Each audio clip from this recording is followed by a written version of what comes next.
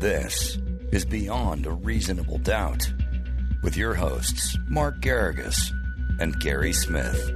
Welcome to Beyond a Reasonable Doubt. By the way, I think, Gary, we should be talking to Beyond Burger to sponsor this, but that's a whole different discussion. Adam is big boy, dropped him somewhere in Nashville, and then last I heard is bending his wending his way to Florida somewhere, I think, Southwest. Yeah, he's been sending me ultra depressing pictures of himself on commercial jets and rental cars and stuff. It's good times. Yeah. I think he described it to me as going from the jacuzzi to the snow outside or something along those lines. I'll let him on Saturday describe and get into more detail. Today, we're going to do just a short update because it was a short day in court, but there was actually some fireworks and an interesting takeaway, at least from my standpoint. The prosecution wanted to put on somebody who was going to testify as to a test that was done on George Floyd, testing for carbon monoxide. Why is this interesting? Well, the prosecution basically mocked and was very snarky when the defense expert had opined on carbon monoxide. And as it turns out, they had tested for carbon monoxide because somebody from the prosecution team had worried that the exhaust from the car was a contributing factor to the death and had never disclosed this. So that's what's called a Brady violation. A Brady violation, for those of you who listen, is generally when you've got something that's called exculpatory, it can show that you're not guilty. The prosecution's got a duty to turn it over. The prosecutor today, when that was brought to the judge's attention, Judge Cahill's attention, started to talk about, Bakewell did, that he didn't know was buried in the medical records or somebody had done it and it wasn't part of the prosecution team didn't know about it. First of all, which is complete BS, because it's only been the law for 20 some odd years in the United States.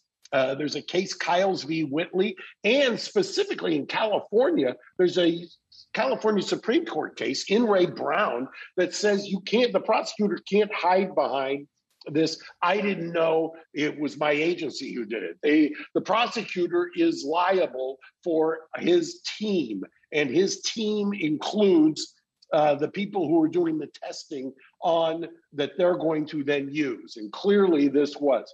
The interesting takeaway from this is Eric Nelson did not press for a mistrial. Judge Cahill warned the prosecution that if this guy if their witness or their rebuttal started testifying to this, that he would grant a defense request for mistrial, which I thought was interesting. This is the second time that the Eric Nelson, and it's the second time and probably his third opportunity to press for a mistrial. First of all, when they charged the other officer with a manslaughter, the 26-year-old officer from Brooklyn, they could have asked then. Today, clearly, he could have asked for that. And by the way, one of the grounds for that would have been, hey, I put a witness on. The prosecution knew or should have known that they had evidence that they themselves suspected carbon monoxide was a factor of some kind. That's why they tested for it. Instead, they misled this jury. And I want a mistrial now, or a recess to bring him back or do something else. He did not do that. Yeah, sorry, go ahead. Which tells me there's something going on here. Yeah, we spoke about this when the gentleman was shot in Minnesota a few days ago, and he asked for a sequestration of the jury and not a mistrial at that time. At that moment, you felt that he thought he was in a pretty good position. You know, you referenced that the Brady rules have been law for 25 or 30 years. I think any listener of this show, we've done about 300 episodes. You've probably brought up Brady violations 500 times. You bring it up multiple times per episode because it's always a significant factor. The prosecution cannot get through a case. I swear. I don't know what it is. They cannot seem to get through a case without a Brady non-disclosure. I've never seen anything like it. Why they don't have an open file policy where they just turn their file over is beyond me. Well, especially in the age of the internet, why is there not just a Dropbox? But, that's a whole different issue. But so does your suspicion still lean towards where it did when that gentleman was shot in Brooklyn Center, where you think that Eric Nelson is of the opinion that he's in a very good position, so he's not going to push for a mistrial because he thinks the outcome may be one that is more fortuitous for his client? I think that I have no other explanation unless he's trying to engineer some kind of ineffective assistance of counsel argument. But the fact that he's not pushing for a mistrial, the fact that he didn't put his client on him, from these beyonds, I've been saying I lean towards he's not going to do that, only because of the specter of the federal grand jury, that there's too much of a risk there. And he must think that he's got a couple of jurors that are going to fight for his client.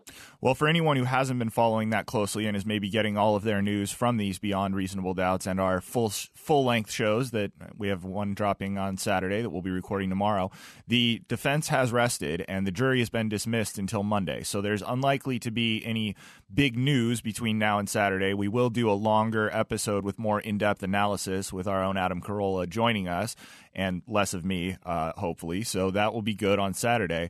But Mark, is there anything else that you think needs to be highlighted before we go into our full-length episode on Saturday? No, I think we've summarized it, brought you up to date, and tune in on Saturday for when the trio is back reunited. Absolutely. All right. Well, short and sweet. Beyond Burger, we're looking for you. You know where to find us. Thank you. Bye, Gary. Bye, Mark. Thanks for listening to Beyond a Reasonable Doubt. Stay tuned for more bonus episodes coming soon.